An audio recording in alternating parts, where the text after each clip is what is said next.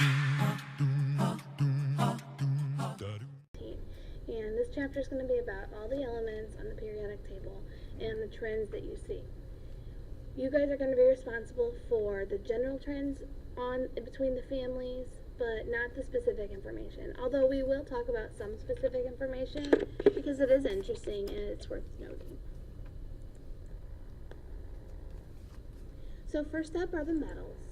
They're going to be found on the left side of the periodic table. They're going to be generally found between groups 1 and 12. When we say groups 1 and 12, we mean columns 1 through column 12.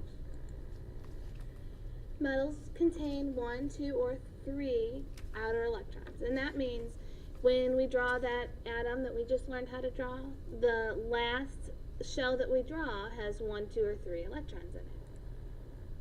And it's going to be giving those electrons away. It does not want them. Those are extra, and it does not need them anymore.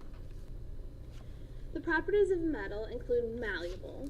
The word malleable, you'll need to know that. It means that it can be pounded into sheets. You're familiar with this because you've seen aluminum foil. So aluminum is malleable. It can be pounded into sheets, and we use that for aluminum foil so we can cover food with it and stuff like that. Also, metals are ductile. You should know that word. Ductile means it can be drawn into wires. Common metal for that would be copper. Copper is used in all kinds of wires. The wire in our house. Also, speaker wire. You guys might be interested in that. You guys are starting to drive, and maybe you're going to be wiring your cars with the stereo system. Metals are lustrous. And you need to know that word. Lustrous just means it is shiny or it reflects light. Metals are good conductors. Good conductors means it will transfer heat and electricity well.